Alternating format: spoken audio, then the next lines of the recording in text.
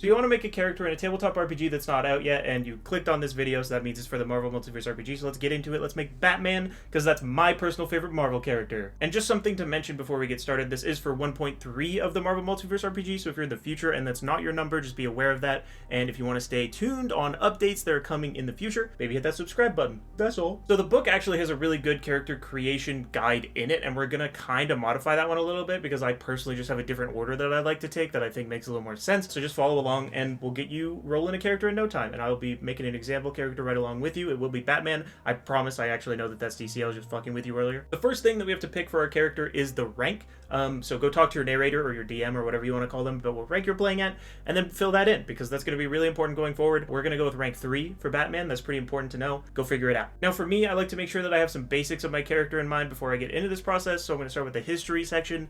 Let's fill in some of Bruce Wayne's biography. I also like to start with like a code name or something. So, you know, in our case, our code name is Batman, but if your custom character has a unique power set and you want to start with a code name that suits their power set or something like that, it might help you get inspired. Just, you know, think of a cool superhero name and then build a character off that. I think that's a pretty fun way of looking at this. And when thinking about how my character is going to play, about their personality type and stuff like that, I usually tend to borrow a couple of my own traits, because I know that those are just going to bleed into the character anyway, and especially if you're a beginner, that'll probably help you out a lot. But, you know, obviously throw in some fun stuff in there, like maybe they're a little crazy, maybe they're a little bloodthirsty, maybe they can't help but kill.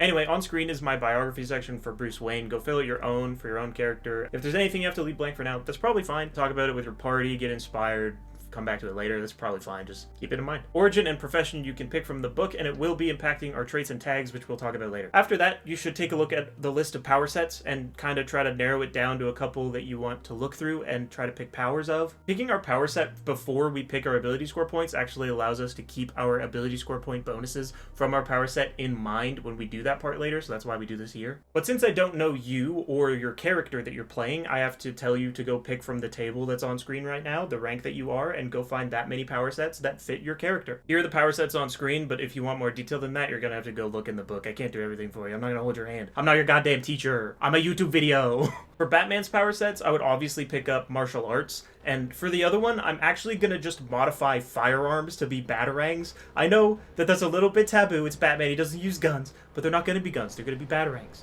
They're just gonna be projectiles, and this is like the closest thing that I listen, we're working with a pre-alpha build of the game here. I'm doing what I can. I'm sure there will be something closer like gadgets in the full release, but I'm doing what I can with what we have, and it's firearms for batarangs. I'm sorry, I don't know what to tell you. After your power sets are picked, we have to pick your individual powers. There's another chart on screen for how many of those you get.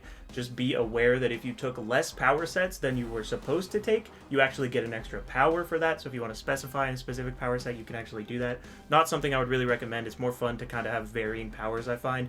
But if you're specializing, you're specializing. I get it. For Batman's specific powers, you can see them on screen. The martial arts ones are nothing really special, but I will go through the ones that I modified for firearms because I think they're cool. We've got point blank parry. Obviously, I didn't even have to change anything there. He just throws a batarang instead of shooting at you.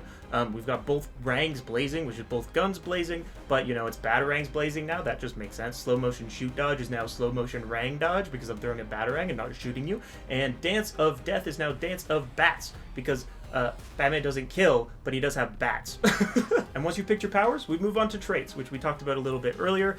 You got a couple traits from your profession and your origin. Mark those down. And then otherwise, just pick as many traits equal to your rank. And for tags, just take as many as you want. They're really just flavor on your character and will kind of dictate the way that you RP, but not much else. For Batman, my traits were determination and connections for my tycoon and special training backgrounds. And then the rest of my tags were battle ready, combat expert, and combat reflexes. For tags, I took rich, powerful, famous for obvious reasons, dependence for the Robins, and headquarters for the Batcave, heroic because Batman, and obligation because the Justice League and having a life and stuff, being a playboy. You could throw secret identity in here. There's some that I missed, of course. As long as you know the thing about your character, it's not really necessary to write it down in the tags, but it does help and it is cool, so maybe check them out. So you will get a number of points to spend on your abilities depending on the rank that you are. The abilities spell out Marvel, and they are melee, agility, vigilance, resilience, ego, and logic, the rapper. So In our example, if my Batman is rank 3, I would personally distribute the ability score points like so,